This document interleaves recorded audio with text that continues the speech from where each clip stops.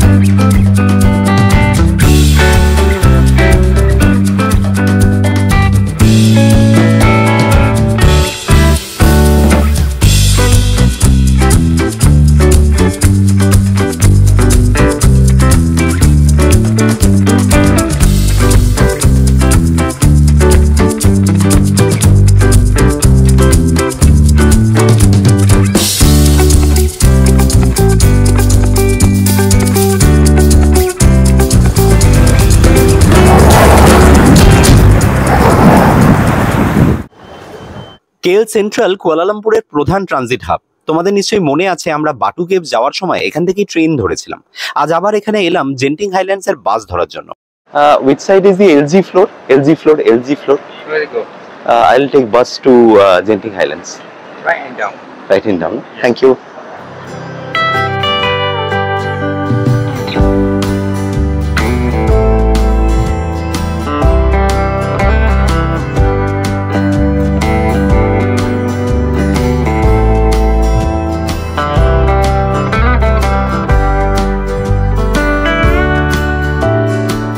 LG ফ্লোরে নামার পরেই তোমরা অনেকগুলো দূরপাল্লার বাসের কাউন্টার দেখতে পাবে। তার মধ্যে দিয়ে এই কাউন্টার থেকেই তোমাদের টিকিট কাটতে হবে।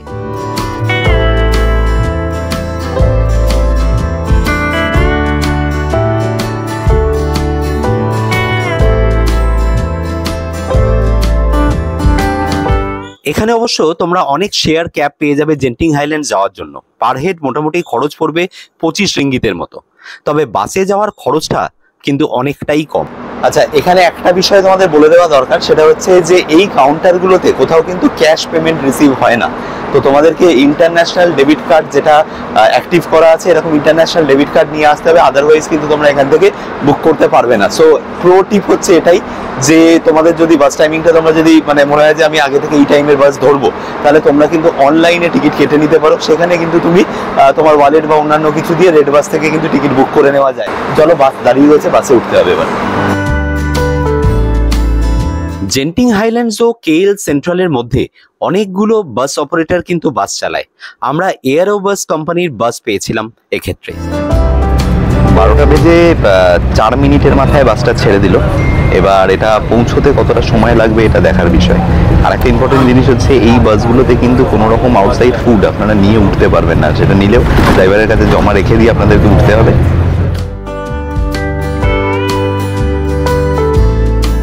কুয়ালালামপুর শহর থেকে মাত্র 58 কিলোমিটার দূরত্বে অবস্থিত জেন্টিং হাইল্যান্ডস সমুদ্রপৃষ্ঠ থেকে 6000 ফিট উচ্চতায় অবস্থিত। 1965 সালে জনৈক ব্যবসায়ী লিম গো তং পর্যটনস্থল হিসেবে এখানে একটি রিসর্ট ও ক্যাসিনো গড়ে তোলার কাজ শুরু করেন।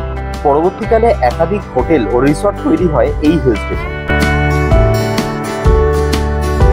তো আমরা এসে পৌঁছলাম আওয়ানা বাস টার্মিনালসে। এখান থেকেই আমাদেরকে মূলত ওই গন্ডোলা করে উপরে যেতে হবে। তো এইটা বাস টার্মিনাল দেখতেই পাচ্ছি, এই পিছনের যে জায়গাটা, এইখানটা আমাদের নামানো হলো, এখানটা আমরা নামলাম এবং এখান থেকে আমাদেরকে যেতে হবে টুয়ার্ডস যে গন্ডোলার টিকিট কাউন্টারের জন্য। এখান থেকে গন্ডোলার টিকিট কাউন্টারে টিকিট নিয়ে আমাদেরকে উপরে উঠতে হবে।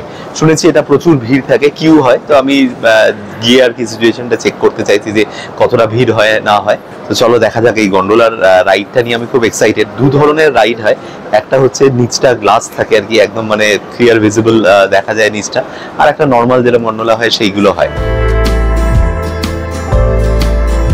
আওয়ানা স্কাই স্টেশনে যাওয়ার পথেই তোমাদের চোখে পড়বে এডিবির ক্যান্ডি শপ। অনেক রকম ক্যান্ডির পসরা সাজিয়ে বসে থাকা এই দোকানটিকে এড়িয়ে যাওয়াই খুব মুশকিল। মোটামুটি 4 থেকে 6 মালয়েশিয়ান রিঙ্গিত পার কেজি এরকমই দাম এখানকার ক্যান্ডি। তবে প্রচুর ভ্যারাইটি তোমরা দেখতে পাবে এখানে ক্যান্ডির। দেখতে পাচ্ছ টাইমিং দেওয়া রয়েছে, সকাল 7টা থেকে রাত 11টা অবধি এটা চলে। আর এটা হচ্ছে পুরো এন্টায়ার ম্যাপটা। তোমাদের পুরো গন্ডোলার এন্টায়ার সিস্টেমটা তোমাদেরকে বলে দিচ্ছি যে এখানে সিস্টেমটা হচ্ছে 2 ধরনের গন্ডোলা পাওয়া যায়, আগেই তোমাদেরকে বলেছি। এবং রিটার্ন ফেয়ার যদি তোমরা নাও, মানে একসাথে কেটে নাও, তাহলে তোমাদের কিছু ডিসকাউন্টও হয়। এখানে কিন্তু অনলাইন অফলাইন দুটো অপশনই রয়েছে। ইভেন স্ক্যান করে তোমরা কিন্তু মানে মোবাইলের মাধ্যমেও টিকিট কাটতে পারো। সব রকম অপশন কিন্তু এখানে দেওয়া রয়েছে। তো একবার জাস্ট তোমাদেরকে দেখিয়ে দিচ্ছি, তারপর আমরা টিকিট পারচেস করে গন্ডোলার দিকে যাবো। টিকিট হচ্ছে কিউতে আমাদেরকে যেতে হবে।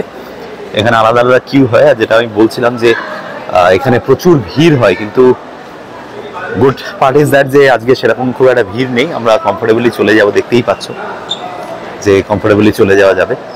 টিকিট পাঞ্চ করাতে হবে।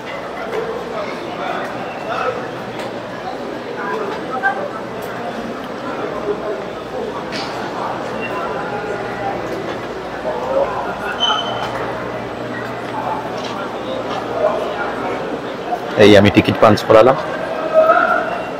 এবার একটু তোমাদের ভাড়াটা বলে দিই। নর্মাল গন্ডোলায় একজনের একবার যাওয়ার জন্য খরচ পড়ে 10 রিঙ্গিত, আর সেটাই যদি তুমি গ্লাস ডোর গন্ডোলায় যাও তাহলে খরচ পড়বে 30 রিঙ্গিত।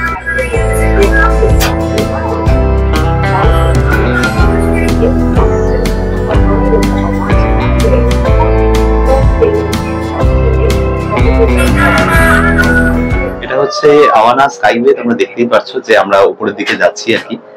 আর এই পার্টিকুলার গন্ডোলাটার মজাটা হচ্ছে এখানেই যে এর যে নিচের যে তোমার ফ্লোরটা, সেটা গ্লাস ফ্লোর, এবং সেটা তোমাদেরকে দেখাবো। এবং আলটিমেটলি এটা একটা উপরের দিকে যাচ্ছে এবং খুব স্লোলি, খুব কামলি যাচ্ছে। খুব একটা মানে ভয় পাওয়ার বা এরকম কোনো ব্যাপার নেই, স্মুথ ওয়েতে এটা যাচ্ছে।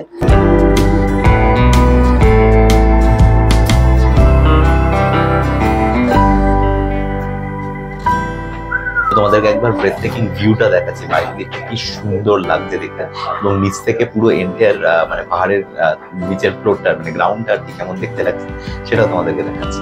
জেন্টিং হাইল্যান্ডস এর এই যে কেবল কারের যে রাইডটা, এই রাইডটা কিন্তু মোটামুটি ধরে নাও 10 মিনিটের বেশি নয়। আমি যেটা বুঝলাম যে আমরা 10 মিনিটের মধ্যে পৌঁছে যাচ্ছি, অলমোস্ট এসে গেছি। মাঝখানে একটা চেনসুই বলে একটা স্টপ ছিল, যেখান থেকে ওই চেনসুই টেম্পলটাতে যাওয়া যেত। আর এইটা টোটাল এটা এলিভেশনটা হচ্ছে 6000 ফিট অ্যাবাভ সি লেভেল।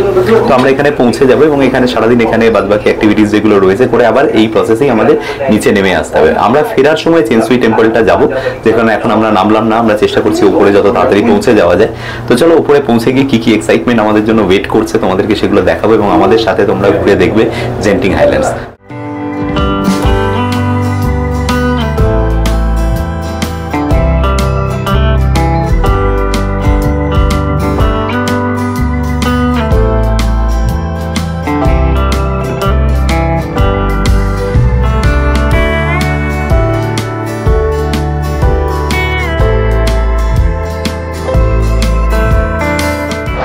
বিশাল বড় মল তোমরা দেখতে পাচ্ছ যে এখানে রয়েছে, এবং সবাই এই মলের মধ্যেই বিভিন্ন জায়গায় ঘুরে বেড়াচ্ছে।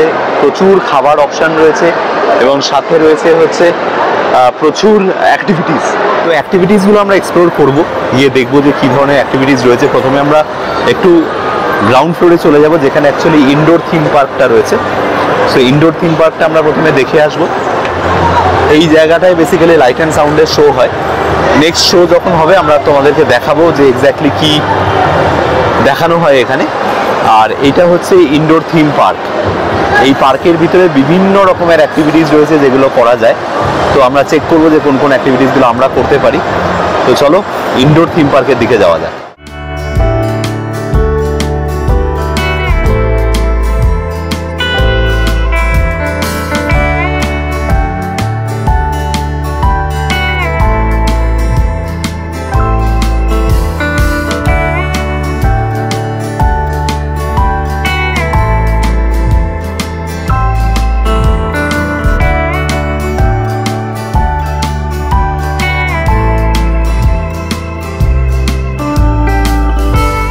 আট থেকে ৮০ সবার জন্য হরেক রকম রাইডস, প্রচুর সুভেনিয়ার শপ ও গিফট আইটেমের দোকান রয়েছে এই থিম পার্কের ভিতরে।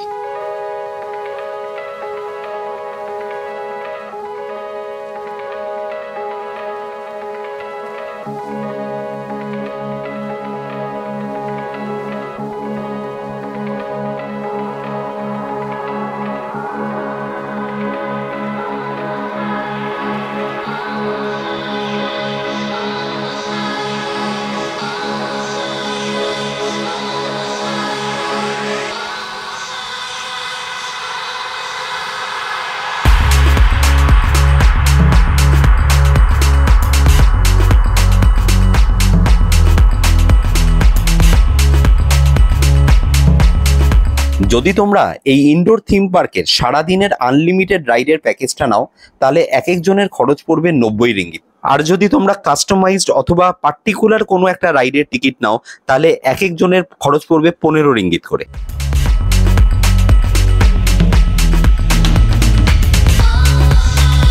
তো এটা হচ্ছে স্কাই ওয়ার্ল্ড তোমার ইনডোর পার্ক। এরকম একটা আউটডোর পার্ক রয়েছে। ইনডোর পার্কটা আমরা এক্সপ্লোর করছি এবং এখানে বিভিন্ন ধরনের রাইডস রয়েছে। সত্যি কথা বলতে যে বাড়িতে যদি কোনো ছোট কেউ থাকে, তাকে নিয়ে যদি এখানে আসা হয়, আই এম কোয়াইট শিওর সারা দিনে তারা এখান থেকে বেরোতে চাইবে না। এত এক্সাইটিং সমস্ত রাইডস রয়েছে, বিভিন্ন ধরনের গিফট অপশনস রয়েছে, প্রচুর শপিং এর অপশন রয়েছে। আমরা এখন শুধু ঘুরে দেখে এখনো ডিসাইড করতে পারছি না যে এক্স্যাক্টলি আমরা কি করব। তো পুরো জায়গাটা একটা ভীষণ কালারফুল, ভীষণ ভাইব্রেন্ট। একটাই কথা বলবো, যারা কুয়ালালামপুরে থাকছো, একদিনের জন্য, এক বেলার জন্য জেন্টিং হাইল্যান্ডস এর এই জায়গাটা কিন্তু মাস্ট ভিজিট। এই ওয়ার্ল্ডটাকে এক্সপ্লোর করা কিন্তু ভীষণ দরকার। চোখ বলতে পারো যে একেবারে ছানা বড়া হয়ে যাওয়ার মতো সমস্ত জিনিসপত্র কিন্তু এর মধ্যে রয়েছে। তো আমরা সেটাই ঘুরে দেখছি। আমি তো খুবই এক্সাইটেড হয়ে গেছি, কোনটা চড়বো কি করবো। সো এখন অব্দি এক্স্যাক্টলি তাই, আমরা এখনো ডিসাইড করতে পারছি না যে কোন কোনগুলো আমাদের এই মুহূর্তে যাওয়া উচিত। তো চলো ঘুরে দেখা যাক ওভারঅল কেমন কি লাগছে না লাগছে, তোমাদেরকে পুরোটা দেখাবো।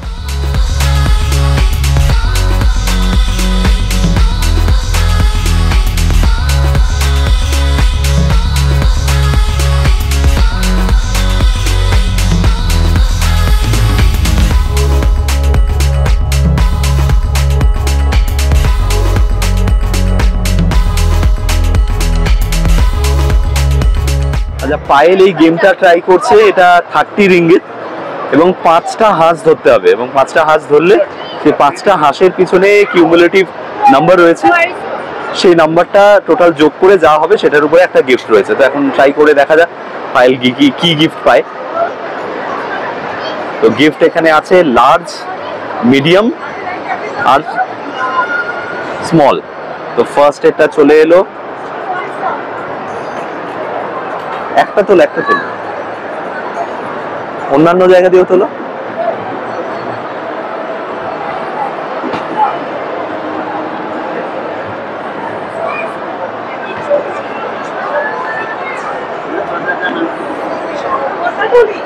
তোলো যেটা হোক, যা হোক তোলো। ওকে, 5টা চলে এসছে। এবার ওরা কাউন্ট করে দেখবে যে টোটাল কাউন্টটা কত। 10, 15, মিডিয়াম।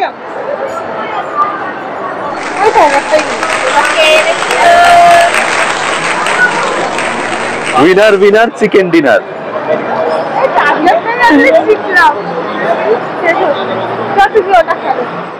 একটা গেম দুখানা বল দেবে, দুটো বলে সবকটাকে ডাউন করতে হবে নিচে।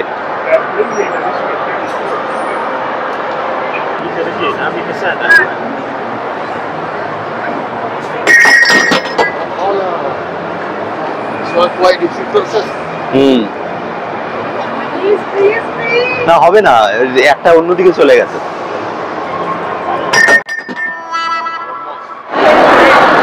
তো জেন্টিং আইল্যান্ডসে আমাদের অলমোস্ট এখন প্রায় 2-2.5 ঘন্টা কাটিয়ে ফেলেছি। তোমরা দেখলে আমরা কিভাবে গেমসে পার্টিসিপেট করছি। আমরা এখনো ইনডোর পার্কে আছি, আউটডোরে যাওয়া হয়নি। আউটডোরটা পুরোটা দেখে ঘুরে দেখা সম্ভব নয় একদিনের মধ্যে। আমরা এই জায়গাটা এনজয় করছি এবং পিছনে একটা এইচডি থিয়েটার রয়েছে, তো সেখানে বিভিন্ন ধরনের এইচডি মুভি দেখানো হয় এবং ভিআর এর মাধ্যমে অনেক কিছু জিনিস তোমরা এখানে এনজয় করতে পারো। একটা ক্যাসিনো রয়েছে, সেই ক্যাসিনোয় আমরা যাবো নিচে। ক্যাসিনোর ভিতরে ফটোগ্রাফি করা যাবে কিনা জানি না, তবে ট্রাই আউট করছি, তোমাদেরকে দেখানোর চেষ্টা করছি যে এখানকার ক্যাসিনোটা কিরকম। নাম দেওয়া আছে স্কাই ক্যাসিনো। তো এই হচ্ছে এন্ট্রির গেটটা, স্কাই ক্যাসিনো। দেখতেই পাচ্ছ লোকে ঢুকছে এখানে। ক্যাসিনো শব্দটা শুনলেই কেমন যেন একটা আলাদা অনুভূতির সৃষ্টি হয়। মনে পড়ে যায় জেমস বন্ড সিরিজের ক্যাসিনো রয়্যাল ছবিটার কথা। ক্যাসিনোর মধ্যে রয়েছে এমন এক জগতের হাতছানি যা মধ্যবিত্ত ছাপোষা বাঙালির কাছে কখনো বা বিলাসিতা, কখনো নিষিদ্ধ, আর যা একেবারেই সহজলভ্য নয়। সমাজের বিভিন্ন স্তরের মানুষ এখনো পর্যন্ত ক্যাসিনোকে কিন্তু খুব একটা ভালো চোখে দেখে না। কিছু মানুষ মনে করেন এটা জুয়ার ঠেক বা জুয়ার আখড়া। কিছু মানুষ মনে করে এখানে সর্বস্ব খুইয়ে মানুষ কিন্তু সর্বশান্ত হয়ে যায়। কিন্তু তোমাদের মতো আমারও কিন্তু একটা আকর্ষণ ছিল যে ক্যাসিনো কি বা কেমন সেটা দেখার। তো সেই সুপ্ত বাসনাকে চরিতার্থ করার জন্যই আমি প্রবেশ করেছিলাম স্কাই ক্যাসিনোতে। বর্তমানে টিভিতে এবং মোবাইলে বিভিন্ন ধরনের গ্যাম্বলিং অ্যাপের অ্যাড থেকে অন্তত আমরা রাউলেট, পোকার এই সমস্ত গেমসগুলোর নাম কিন্তু অলরেডি শুনেছি। কিন্তু বর্তমানে পৃথিবীতে সমস্ত ক্যাসিনোয় সব থেকে জনপ্রিয় যে খেলাটি তার নাম হচ্ছে স্লট মেশিন। তবে সেগুলো খেলার আগ্রহ বা টাকা কোনোটাই না থাকায় বেরিয়ে পড়লাম ক্যাসিনো থেকে। বাইরে বেরোতেই দেখলাম জেন্টিং হাইল্যান্ডসের সেই বিখ্যাত ইনডোর থিম পার্কের লাইট অ্যান্ড সাউন্ডের শো শুরু হয়ে গেছে।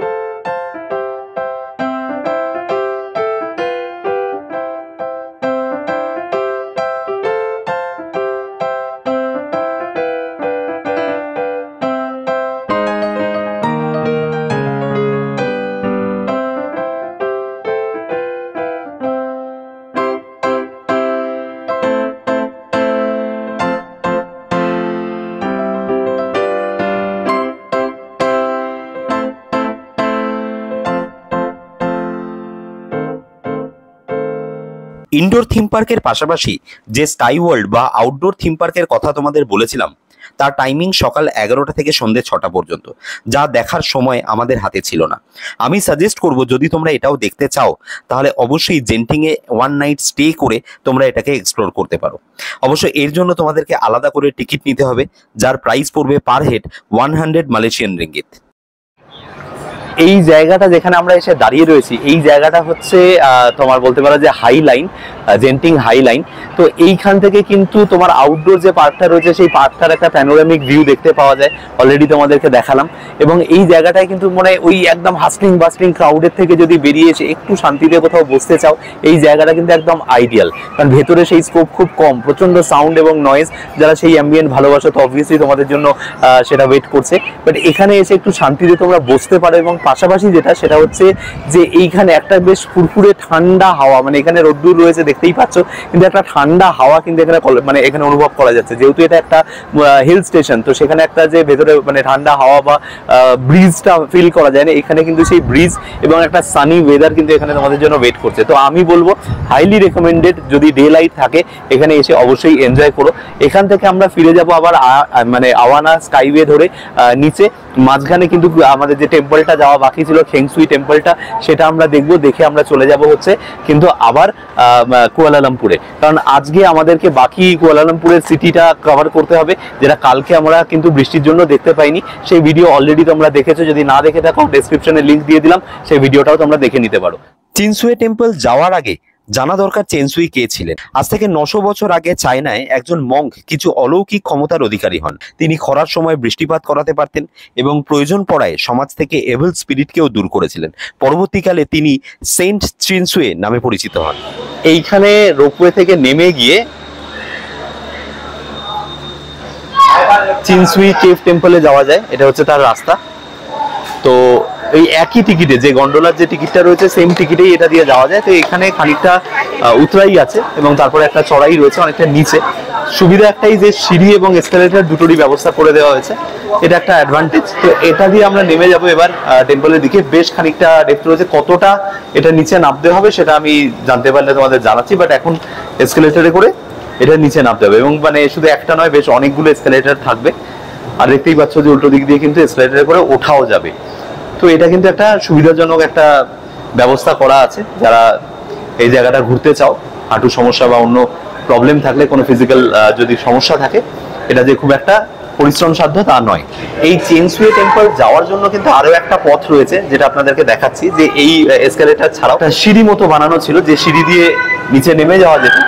সেই পথে আর এখন মানুষ যাচ্ছে না, সেই পথ পরিত্যক্ত। আমি একজনকেও দেখলাম না ওটা দিয়ে যেতে।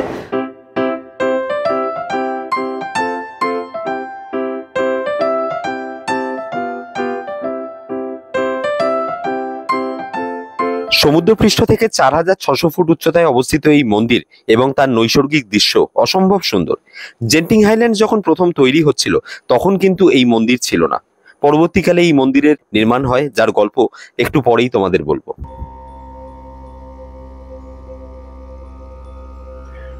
গ্লোবট্রটার্সের এই মালয়েশিয়া সফরের সফর সঙ্গী হওয়ার জন্য তোমাদের আন্তরিকভাবে ধন্যবাদ।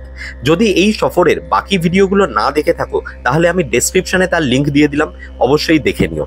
এবং এই মালয়েশিয়া সিরিজের বাজেট, খুঁটিনাটি কোনো তথ্য যদি তোমাদের দরকার পড়ে তাহলে আমাকে ইনস্টাগ্রামে ফলো করতে পারো। আমাদের ইনস্টাগ্রাম আইডি হচ্ছে গ্লোবট্রটার ইন্ডিয়া 2024। সেখানে প্রশ্ন করলে নিশ্চয়ই জবাব দেব। পাশাপাশি ওই ইনস্টাগ্রাম হ্যান্ডেলেই তোমরা পেয়ে যাবে আমাদের মালয়েশিয়ার সমস্ত ফটোগ্রাফ এবং কিছু এক্সক্লুসিভ রিলস। গ্লোবট্রটার্সের এই জার্নিকে কন্টিনিউ রাখার জন্য তোমাদের সাহায্য ভীষণভাবে প্রয়োজন। তার জন্য অবশ্যই এই চ্যানেলটাকে সাবস্ক্রাইব করো এবং বেল আইকনটাকে প্রেস করে দিও।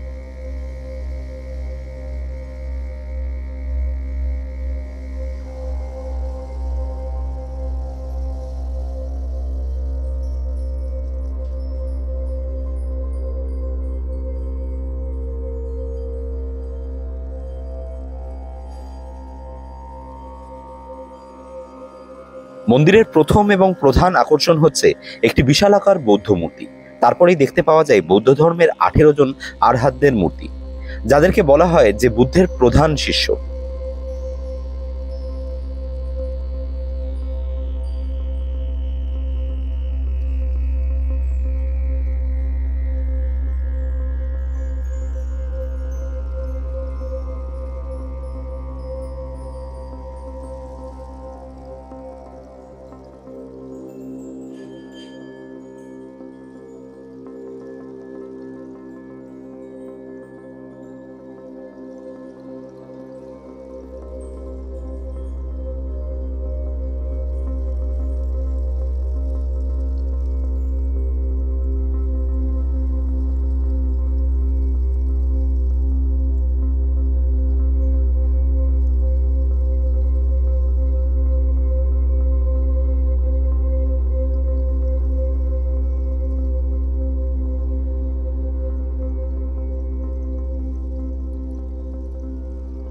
এবার পালা নরকে প্রবেশ করার।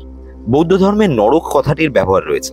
চীনা মাইথোলজি অনুযায়ী নরকের 10 জন রাজা আছেন, যাদের নিজস্ব পানিশমেন্ট চেম্বারও রয়েছে, যেখানে জীবদ্দশায় করা সমস্ত পাপের হিসেব নিকেশ করা হয় মৃত্যুর পরে।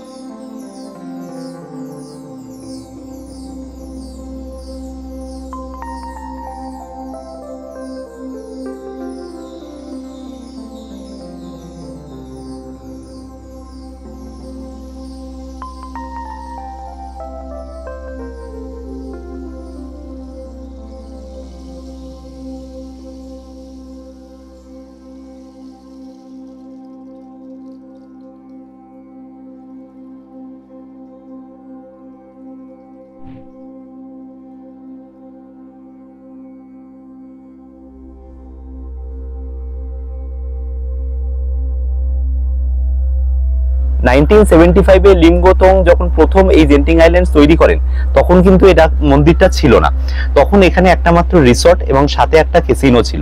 পরবর্তীকালে 28 বছরের একটা নিরলস প্রচেষ্টায় তিনি এই মন্দিরটা তৈরি করেন এবং বর্তমানে এই মন্দিরের রূপটা মানে ফাইনালি এটা কিন্তু 1994 সালে সাধারণ দর্শকদের জন্য খুলে দেওয়া হয়। তাহলে আমি বুঝতে পারছি একটা নিরলস প্রচেষ্টা, দীর্ঘদিনের প্রয়াসের মাধ্যমে কিন্তু এই মন্দিরটা প্রতিষ্ঠিত হয়েছে এবং তার বিউটি, তার কার্মনেস, তার সুন্দরতা সেটা কিন্তু তোমরা অলরেডি দেখতে পাচ্ছ এবং সেটা রিয়েলাইজও করছো।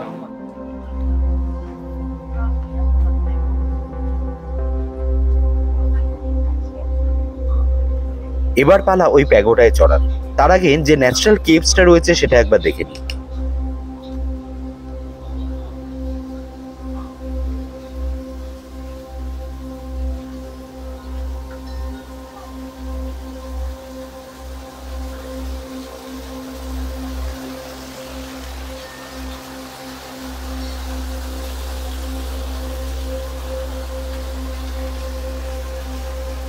এই প্যাগোডাটিতে টোটাল 9টা ফ্লোর রয়েছে এবং তা পায়ে হেঁটেই উঠতে হবে।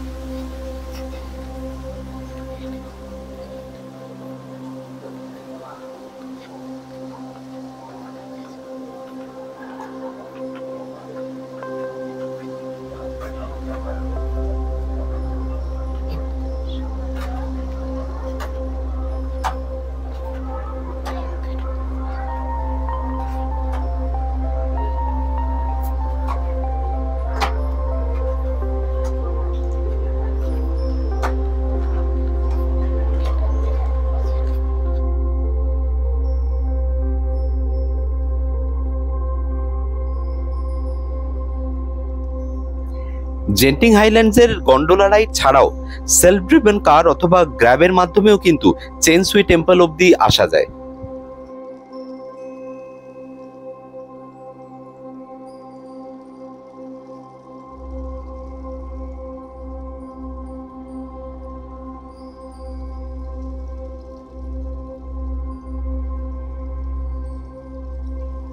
প্যাগোডার ভিতরে প্রবেশ করতেই প্রথমে চোখে পড়ল কয়েকটি বুদ্ধ মূর্তি, পাশাপাশি রয়েছে কয়েকটা সুভেনিয়ার শপ। এবার শুরু হলো চড়াইয়ের পালা।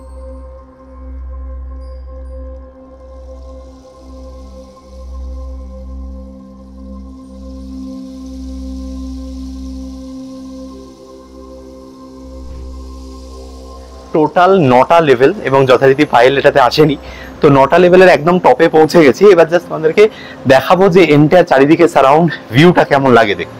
Mesmerising, mesmerising. এটা না এলে কিন্তু মিস করবে। অনেকেই দেখলাম যে আওয়ানা স্কাইওয়ে দিয়ে এটাকে স্কিপ করে নিচে চলে যাচ্ছে, মেবি হয়তো লোকালাইট আগে এসছে বা সামথিং, বাট যারা ফরেনার, যারা এখানে ঘুরতে আসছো তাদের কিন্তু এই জায়গাটা আসতেই হবে। সিরিন বিউটি বলতে যেটা বোঝায় সেটা কিন্তু এখানে রয়েছে, একটা কালমনেস, একটা শান্তি কিন্তু এখানে রয়েছে। একবার দেখিয়ে দিই তোমাদের।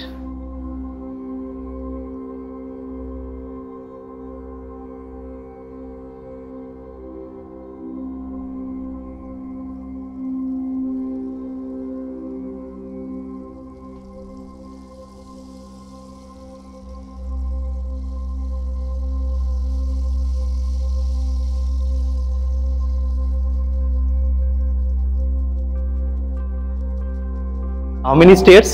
How many steps? Right. 254 steps. 254. Yeah.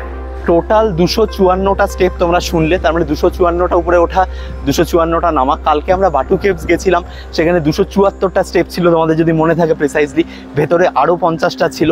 তো ইকুয়াল বলবো, খুব একটা খারাপ বলবো না, তবে এতে সিঁড়িগুলো অনেক অর্গানাইজ, জাস্ট একটা রিদমে সিঁড়িগুলো উঠছে একই সাইজে। তবে হ্যাঁ, একটু বলতে পারো যে ছোট, সেখান থেকে মানে একসাথে 2-3 জন যাওয়া পাশাপাশি সম্ভব নয়। Otherwise it's a brilliant experience.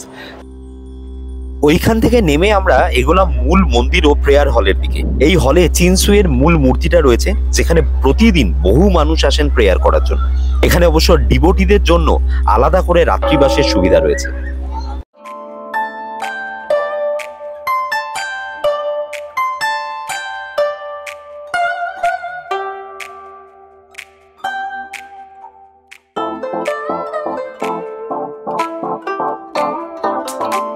Genting Highlands এবং চিনসুয়ে টেম্পলের একরাশ ভালো লাগার সঙ্গে নিয়ে আমরা এবার ফিরবো কুয়ালালামপুরের উদ্দেশ্যে। তো এখন যাচ্ছি হচ্ছে আমাদের বাসের টিকিট বুক করার জন্য। বাসের টিকিট অনলাইনেও করা যায়, যেটা তোমাদের বলেছিলাম, এবং এখানে অফলাইন কাউন্টার রয়েছে, সেখান দিয়েও করা যায়। বাট ইন বোথ কেসেস মাথায় রাখবে এখানে কিন্তু কোনো ক্যাশ ডিলিং হয় না। তো সেইখান দিয়ে আমাদের বাসের টিকিট নিয়ে এই পিছনে দেখতে পাচ্ছি এখান দিয়ে বাসগুলো ছাড়বে, এবং এই বাসে বোর্ড করে আমাদেরকে কিন্তু যেতে হবে কেএল সেন্ট্রাল। সো আমরা জেন্টিং হাইল্যান্ডস থেকে ফিরে এসেছি, এবং ফিরে এসে একটু হোটেলে ঢুকেছিলাম ফ্রেশন আপ হওয়ার জন্য। ফ্রেশন আপ হয়ে একটু ক্যামেরা এবং ব্যাটারিজগুলো চার্জ করে নিয়ে সমস্ত কিছু করে আমরা আবার বেরোচ্ছি। আমাদের গ্র্যাব অর্ডার করা হয়েছে, তো গ্র্যাব এলেই আমরা গ্র্যাবে করে বেরোবো। যাবো হচ্ছে পেট্রোনাস টাওয়ার, যেটা মালয়েশিয়ার টুইন টাওয়ার নামে বিখ্যাত। এবং পেট্রোনাস টাওয়ারের ব্যাপারে নতুন করে বলার কিচ্ছু নেই, তোমরা জানো যে একটা সময় পৃথিবীর সব থেকে মানে উঁচু টাওয়ার ছিল এটা, এবং এখন যেটা বুর্জ খালিফা হয়ে গেছে দুবাইতে। তো সেই অ্যামেজিং ভিউ, তার যে মানে লাইট অ্যান্ড সাউন্ডের খেলা, তার যে অ্যামেজিং ভিউ রাত্রেবেলা দেখতে পাওয়া যায়, স্পেশালি সেটা দেখার জন্য কিন্তু আমরা যাচ্ছি। কারেন্ট কিন্তু মালয়েশিয়ান টাইমে প্রায় রাত 10টা বাজে, এবং আমাদের প্ল্যানিং হচ্ছে যে আমরা এখন ওখানে যাবো, যাওয়ার পরে কিছুক্ষণ একটু ঘুরবো, ছবি টবি তুলবো, তোলার পরে আমরা ফাইনালি ডিনার করে আমরা কিন্তু হোটেলে ফিরে আসবো। সো ফাইনালি চলে এসেছি হচ্ছে তোমার পেট্রোনাস টাওয়ারের সামনে। এই যে আমি দাঁড়িয়ে রয়েছি, আর আমার এই চোখের সামনে দেখতে পাওয়া যাচ্ছে পেট্রোনাস টাওয়ার। কিন্তু আমি চাইছিলাম যে তোমাদেরকে খুব সুন্দর করে যাতে দেখাতে পারি, তার জন্য আমি জাস্ট ভিডিওটা এখান থেকে শুরু করলাম। এইবার জাস্ট আগামী কয়েকটা মিনিট, আগামী কয়েকটা সেকেন্ড এই টাওয়ারের যে সৌন্দর্য সেটা তোমরা উপভোগ করো। 1998 থেকে 2004 সাল পর্যন্ত এটিই ছিল পৃথিবীর সব থেকে উঁচু টাওয়ার, যার উচ্চতা 451.9 মিটার। বর্তমানে বুর্জ খালিফা দুবাইয়ের সেই রেকর্ড ভেঙে দিলেও আজ পৃথিবীতে সব থেকে বড় টুইন টাওয়ার হিসেবে এটিকেই গণ্য করা হয়। এর 86th ফ্লোরে একটা অবজারভেশন ডেস্ক রয়েছে, যেটি প্রতিদিন সকাল 9টা থেকে ওপেন হয় সোমবার ছাড়া। এর প্রবেশ মূল্য 98 মালয়েশিয়ান রিঙ্গিত পার হেড। তবে যেহেতু আমরা ঠিক করেছিলাম যে আমরা কেএল টাওয়ারের উপরে উঠবো এবং স্কাই বক্স ও স্কাই ডেকে যাব, তাই আমরা এটা স্কিপ করলাম। তোমরা চাইলে অবশ্যই এটা দেখতে পারো। তো পেট্রোনাস টুইন টাওয়ারের সামনে দাঁড়িয়ে রয়েছি, মানে বসে রয়েছি দাদার, এখন দেখে বুঝতেই পারছো যে পিছনে হচ্ছে পেট্রোনাস টুইন টাওয়ার। এবং রাত্রে প্রায় 11:30 বাজে, মানে ইন্ডিয়ান টাইমে এখন রাত 9টা, আর মালয়েশিয়ান টাইমে 11:30 বাজে। অ্যান্ড ট্রাস্ট মি, মানে এত ভিড়, এত লোকজন, এবং একই উদ্যমে একই এনার্জি নিয়ে লোকজন ছবি তুলে যাচ্ছে বিভিন্ন পোজে, বিভিন্ন অ্যাঙ্গেলে, মানে একটা অসাধারণ অনুভূতি। এটা সামনে এসে না বসলে হয়তো সেটা ফিল করা যেত না। তো দেখতে পাচ্ছি এই দেখো পিছনে ছবি তোলার জন্য লোকজন চলে এসছে। তো মানে এখানে রীতিমতো মানে পজিশন নেওয়ার জন্য, কে কত ভালো পজিশন দিয়ে ছবি তুলবে এটার জন্য কিন্তু এখানে একদম মানে মোটামুটি ধাক্কাধাক্কি হচ্ছে আর কি, যে কে সব থেকে ভালো ছবিটা এখান থেকে তুলে নিয়ে যাবে। তো যাই হোক, আমরা এনজয় করছি পুরোটা, তোমাদেরকে দেখালাম পেট্রোনাস টাওয়ারের কয়েকটা অ্যামেজিং ভিউ, তোমরা নিশ্চয়ই ইতিমধ্যে দেখেছো এই ভিডিওতে। তো আরও আশেপাশে আর কি কি রয়েছে সেগুলো এখন আর কি কি এক্সপ্লোর করা যাবে, কারণ আবারও বলছি রাত 11:30 বাজে, সেগুলো আমরা দেখছি। এবং দেখে এখান থেকে ডিরেক্টলি আমরা ফিরে যাব হোটেলে। এবং কালকে আমাদের প্ল্যান হচ্ছে কিন্তু মূলত যেখানে আমরা যাব সেটা হচ্ছে তোমার পেনাং। তো সেই পেনাংয়ে যাওয়ার সেটার একটা ভিডিও তোমাদের জন্য আলাদা করে আসবে। এখনো অবধি মালয়েশিয়ার এই ট্রিপ তোমাদের কেমন লাগছে কমেন্টে এসে জানাও কিন্তু। এবং আমি নিয়মিত কিন্তু মালয়েশিয়া ট্রিপের প্রত্যেকটা ভিডিও বিভিন্ন পার্টে পার্টে তোমাদের জন্য নিয়ে আসছি। তোমাদের মতামতটা ভীষণ ইম্পর্টেন্ট। আর এই সিরিজটা কমপ্লিটলি দেখতে গেলে চ্যানেলটাকে সাবস্ক্রাইব করে নিতে হবে এবং পাশে থাকতে হবে এই চ্যানেলে। তাহলে আগামী দিনেও আমরা আরও কিছু ব্লগ, আরও কিছু নতুন ডেস্টিনেশন, আরও ভিডিও তোমাদের জন্য বানাবো। তো চলো, এখন অবধি the night is not over. আর কি কি করা যেতে পারে, আর কোথায় কোথায় যাওয়া যেতে পারে, লেটস সি।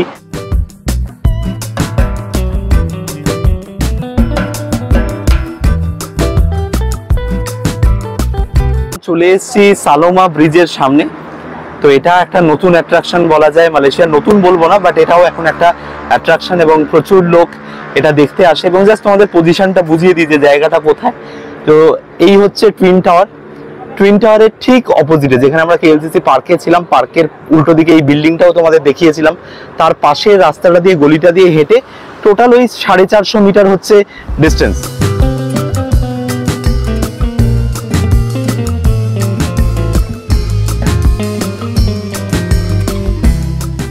পৌঁছে গেছি সালোমা ব্রিজে। আর আমি মানে এখানে বেশি কিছু বলবো না, এটা নর্মাল একটা পেডেস্ট্রিয়ান ব্রিজ।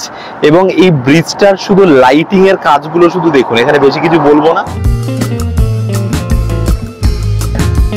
226 ফুট লম্বা এই ব্রিজ মূলত ক্ল্যাং নদীর উপরে বানানো হয়েছে, যা কেএলসিসি সিটি সেন্টারকে কাম্পাং বারু এই ডিস্ট্রিক্টের সাথে যুক্ত করে। এই এইবার ব্রিজটা পার হচ্ছি, রাস্তাটা পার হচ্ছে, এপার থেকে ওপারে যাচ্ছি। জাস্ট দেখুন মানে লাইটিংয়ের কাজকর্ম কী লেভেলের হয়েছে। এবং এটা কিন্তু খুব একটা পুরনো কোনো স্ট্রাকচার নয়, এটা 2020 সালে তৈরি হয়, জাস্ট নতুন ওপেন হয়েছে এটা। এবং মোস্ট ইম্পর্টেন্টলি সেটা হচ্ছে যে এই যে স্ট্রাকচারটা, এই স্ট্রাকচারটা কিন্তু basically inspired from the Malay tradition, যেখানে এরা বিভিন্ন সেরেমনিজে মানে যে ধরনের যে ট্র্যাডিশনটা ওরা ফলো করে, যে ধরনের তারা সেরেমনিজে যে অফারিংসগুলো দেয়, সেই স্ট্রাকচারটাকে মাথায় রেখে কিন্তু এটাকে তৈরি করা হয়েছে। বিখ্যাত মালয়েশিয়ান গায়িকা ও অভিনেত্রী সালোমার স্মৃতিতে এই ব্রিজের নামকরণ, যার অফিসিয়াল নাম সালোমা লিংক। সালোমার সমাধি এই ব্রিজের পাশেই জালান আমফান সেমেট্রিতেই অবস্থিত। সালোমা ব্রিজ দেখে বেরিয়েই জাস্ট কেএল টাওয়ারের অপোজিটে রাস্তার উপরে একটা রেস্টুরেন্ট রয়েছে, সেখানেই বসেছি আজকে ডিনার করার জন্য। এবং তোমাদেরকে দেখাবো যে আমরা আজকে কি মানে ডিনারে কি কি খাচ্ছি। Basically Indian item, almost Indian item পাওয়া যায়, কারণ মালয়েশিয়ার ফুডের যে মানে ভ্যারাইটি রয়েছে সেটা very much influence with Chinese foods and the Indian foods, এবং তার সাথে কিছু লোকাল মালাই কুজিনও হয়। তো তোমাদের দেখাই আমরা আজকে কি কি অর্ডার দিয়েছি। এই হচ্ছে পরোটা, তার সাথে দুটো কিছু একটা গ্রেভি দিয়েছে, আর একটা লার্জ সাইজে একটা চিকেনের পিস নিয়েছি। ঠিক আছে, তো এই আপাতত ইনিশিয়ালি অর্ডার করেছি। এখন এটা খেতে খেতে এখন আর কিছু যদি ফাইনাল ফার্দার অর্ডার হয় সেটা দেখছি। আর দেখো ইন্ডিয়ান দেখে ওরা কিন্তু সাথে পায়েল চাওয়াতে ওরা কিন্তু একটা স্যালাড মতো বানিয়ে দিয়ে গেছে। সো চলো শুরু করা যাক, খাই।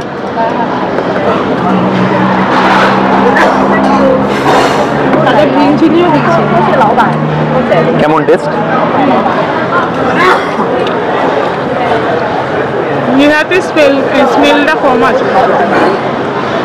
মানে পরোটাটা এত সফট এবং নরম, মানে কলকাতায় এত পরোটা হয়, তোমার গুগল পে, ফোনপে প্রচুর তো পরোটা হয়, কিন্তু দিস পরোটা রিয়েলি মানে এত এত এত সফট এবং নরম পরোটা, অসাধারণ লাগছে। তো প্রথম কারিটাতে আর কি চুবিয়ে খাচ্ছি, দেখি কেমন লাগে।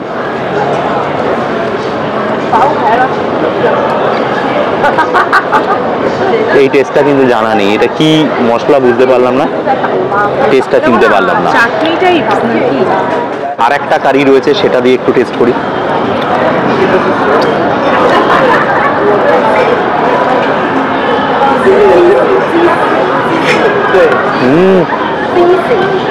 সাম্বার সাম্বার সাউথ ইন্ডিয়ান খাবার এখানে ভালো পাওয়া যাবে বোঝা যাচ্ছে।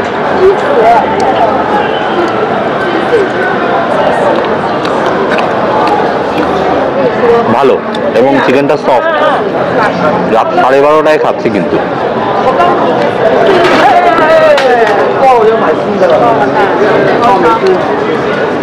এটা যে বলা হয় যে মালয়েশিয়া হচ্ছে যারা খেতে ভালোবাসে তাদের জন্য স্বর্গরাজ্য, সেটা কিন্তু প্রুভেন।